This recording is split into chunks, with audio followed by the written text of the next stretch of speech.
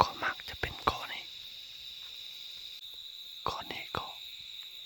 ความบ่ได้ยิงประมาณ25-30 เมตรความบ่ได้ยิง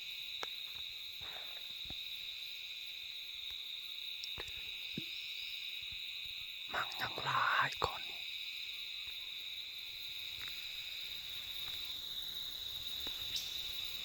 เท่านี้มันมักยังหลาย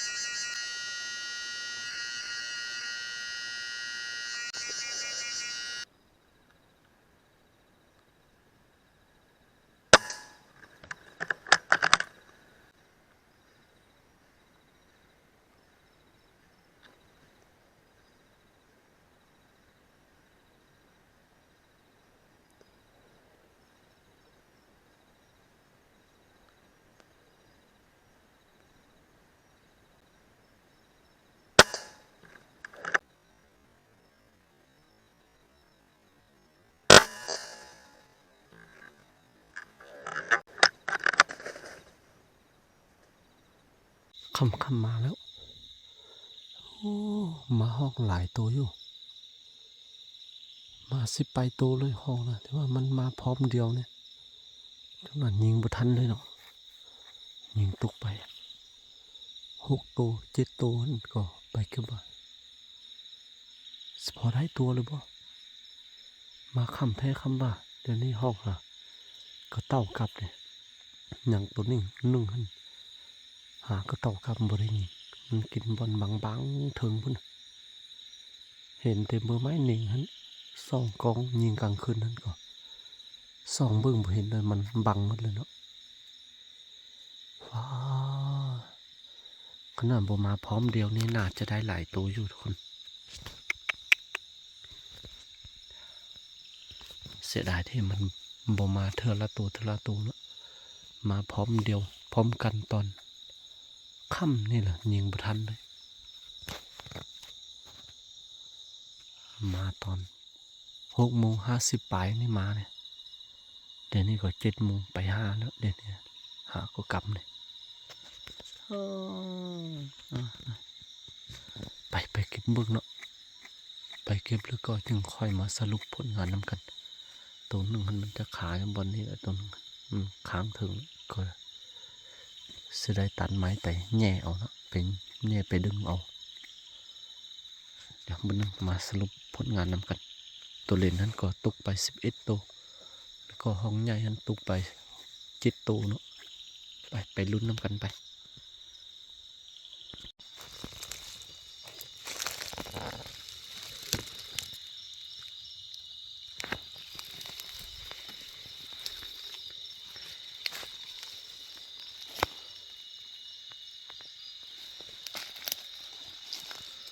โอ้กลิ่นแห้งขนาดเลย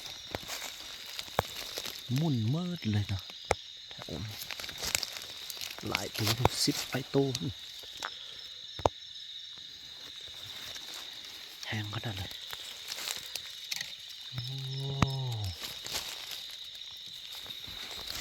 ตัวห้องเบามันจะผ่านไปแล้วตัวห้องเบานะมันผ่านไปกินกอเทิงนั่นนะ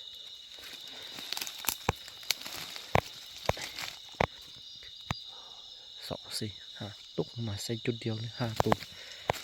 เลน4 ตัวหรือก็ห้องใหญ่ตัวนึงตกมาใส่บนเดียวเลยตัวนี้นั่นน่าจะได้ตัวห้องใหญ่ได้ไป2 ตัวเลยห้องใหญ่เล่นด้วย4 ตัวตกมาจุดเดียวเลย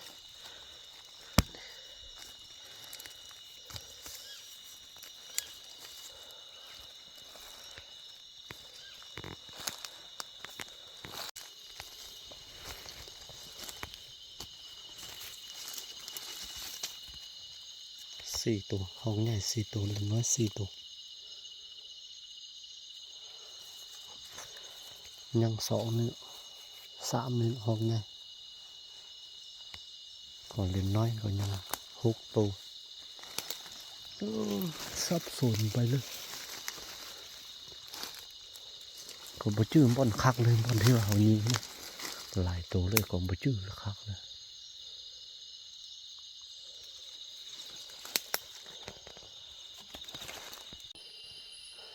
มาเก็บละห้องเนี่ยก็มี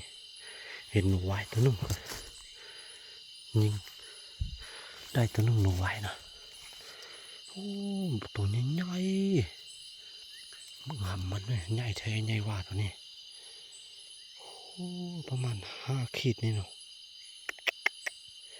ใหญ่แท้ใหญ่ว่าได้หนูไว้ตัวนี้ตึงเนาะแต่ก็ลองไปซอกตัวห้องตึงเนาะห้องนี้ก็ได้ไป6 ตัวแล้วห้องนี้แล้วก็ตัวเล็กน้อยก็ได้ไป9 ตัวแล้วยังได้2 ตัวตัวเล็กน้อยนะโอ้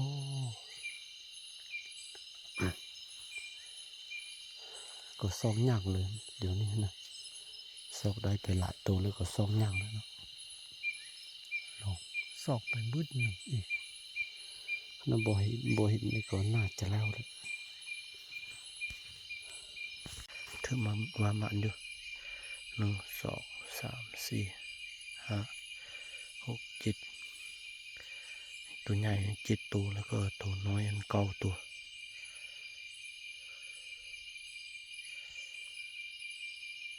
15-16ตัวนี่เนาะก็หมานอยู่ทุกคน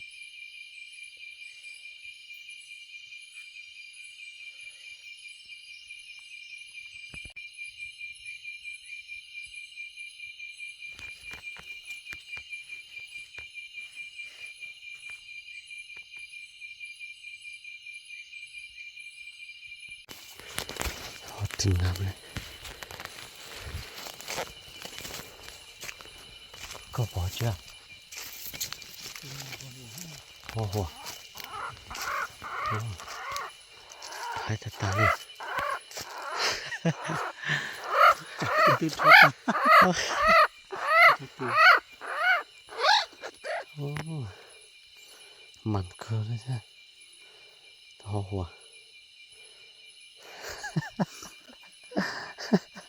จะตีเหรอ这保护人早有过这多到手啊变着动做这个这มันเกินเลยโอ้ติดทอตาเลยแต่มันจะไปอยู่เจียนเลยอ่ะ这种剑两块不对了上